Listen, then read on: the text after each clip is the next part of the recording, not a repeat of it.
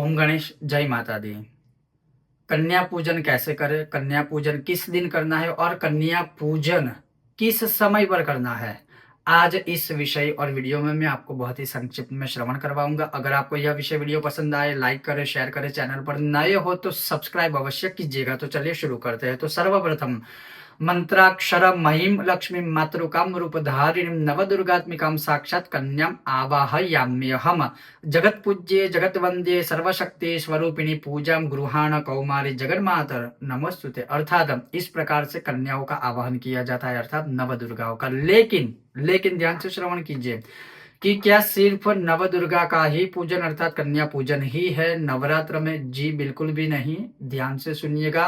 पूर्ण फल की प्राप्ति हेतु, नवरात्र के व्रत की फल की प्राप्ति हेतु, घट स्थापन, कलश स्थापन अनुष्ठान के फल की प्राप्ति हेतु नवदुर्गा की नवकन्या के सहित एक बटुक पूजन अर्थात छोटे बालक जो भैरव स्वरूप कहा जाता है, नवरात्रि के दौरान उनकी भी पूजा करनी चाहिए। तो एक बटुक 2 वर्ष के आयु से लेकर 9 वर्ष के आयु के बीच जब आप कन्या पूजन करते हो तब बम बटुकाय नमः उनकी भी पूजा करनी है। कैसे, वो मैं आपको आगे श्रवण करवाऊंगा। लेकिन अब देखिए, बहुत सारी चीज है कि एक तो कन्या की उम्र कितनी होनी चाहिए। तो देखिए, वैसे हम हर एक लड़की में, स्त्री में, महिला में शक्ति का रूप देखते हैं, वो सारी बातें ठीक है। लेकिन शास्त्रों में जो कथन है उसके अनुसार 2 वर्ष की आयु की कन्या से लेकर अर्थात 2 वर्ष की आयु से लेकर 10 वर्ष की कन्या तक जो है वह नौ दुर्गा कहलाती है।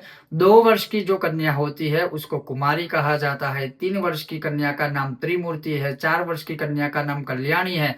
5 वर्ष की कन्या का नाम रोहिणी है। 6 वर्ष की कन्या का नाम काली है। 7 वर्ष की कन्या का नाम चंडिका है। 8 वर्ष की कन्या का नाम शांभवी है। 9 वर्ष की कन्या का नाम दुर्गा है और 10 वर्ष की कन्या का नाम भद्रा है। तो 2 वर्ष की आयु से लेकर 10 वर्ष की आयु के बीच यह जो नव कन्याएं होती है उनका पूजन करना चाहिए, ऐसा शास्त्रोक्त विधान है। ठीक है, आप अन्य भी कन्याओं को बुलाए, उनका पूजन करे, उनको उपहार दे, वो एक अलग बात है। लेकिन 9 दुर्गा के रूप में 2 से 10 वर्ष की आयु की कन्या का ही पूजन करना चाहिए। अब कन्याओं का पूजन कैसे करना है?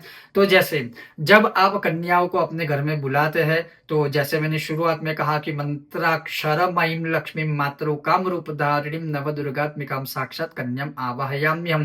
जैसे मंत्र के अक्षर के अंदर लक्ष्मी जी है, मातृ का रूप धारिणी अर्थात मतलब ये मानिए कि जैसे हर मंत्र में माँ दुर्गा का रूप है, वैसे ही जो आप कन्या है माँ दुर्गा स्वरूपी, लक्ष्मी स्वरूप मेरे घर में मैं आपका आवाहन करता हूँ या करती हूँ, आप पधारिए, आपका स्वागत है। इस प्रकार से उनका आवाहन कीजिए। अब जब कन्याएं आ जाए, बटुक आ जाए, उसके पश्चात क्या करना है? आपको नीचे बैठना है आसन बिछाकर। फिर अगर हो सके तो आप अपने आगे चौकी लेकर बैठिए। एक ऐसी थाली रेडी कीजिए जिसमें कुमकुम हो टीका लगाने के लिए, जिसमें जल थोड़ा सा हो, जिसमें थोड़ा सा दूध हो, मतलब जो सारी पूजन की सामग्री और साथ में जो उपहार देने के लिए उपहार आपके पास है या आपकी स्थिति के अनुसार आपने जो भी प्रिपरेशन किया हो वो रखिए।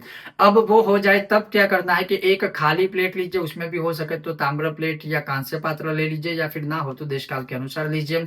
जो 2 वर्ष की आयु की कन्या है उसकी पहले पूजा कीजिए। कैसे करनी है? तो उसका जो पैर है, वैसे तो दोनों पैर धोने चाहिए, लेकिन आप राइट लेग अगर मतलब आप दाया पैर धोएंगे तो भी चलेगा, तो वह थाली में रखिए। सर्वप्रथम उनको टीका लगाइए और जब आप टीका लगाते हैं तब आपको क्या बोलना है?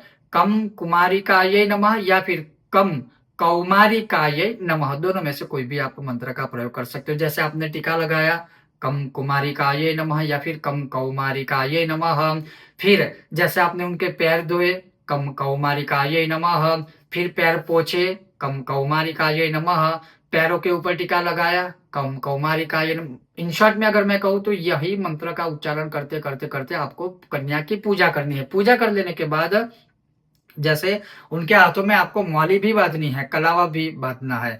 वह हो जाए फिर उनका पैर जो है वह आप जल से धोइए, फिर दूध से धोइए, फिर पुनः जल से धोए, फिर एक स्वच्छ कपड़े से आप वह धो दीजिए, उनको उपहार आदि दीजिए, उनको भोजन आपने जो भी खीर, पूड़ी जो भी भोजन आदि बनाया है वह भोजन करवाइए और वैसे आप भोजन के पश्चात उनको दक्षिणा या उपहार देंगे तो भी चलेगा, तो इस प्रकार से दीजिए और फिर उनको साक्षात नमस्कार कीजिए, दंडवत नमस्कार कीजिए और उनका जो राइट लेग है, उनका जो पैर है वह अपने सिर को स्पर्श कीजिए ताकि माँ दुर्गा की स्वरूपिणी जो दुर्गा रूपिणी है उनके आशीर्वाद हमको प्राप्त हो। ऐसे ही एग्जैक्ट पहले 2 वर्ष की, फिर 3 वर्ष की, फिर 4 वर्ष की इन सारी कन्याओं का पूजन कीजिए। जब कन्या पूजन हो जाए उसके बाद जो आपने बटुक को भैरव के स्वरूप में बटुक को बुलाया है, उस बटुक की भी एग्जैक्टली ऐसे ही पूजा करनी है, लेकिन प्रयोग क्या करना है मंत्र का?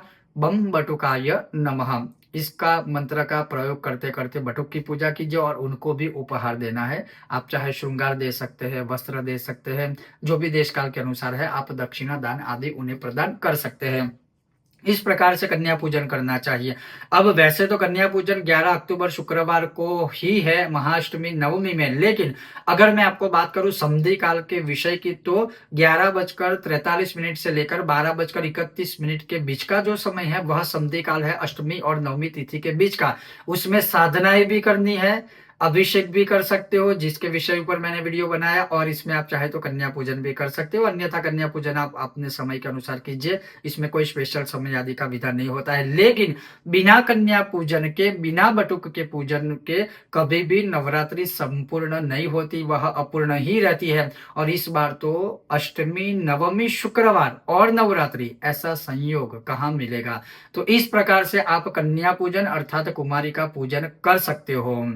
बहुत जल्द मिलते हैं एक और नए विषय और वीडियो के साथ, तब तक देखते रहिए कर्मकांड बाय आनंद पाठक मेरे साथ। ओम गणेश, हर हर महादेव, जय माता दी।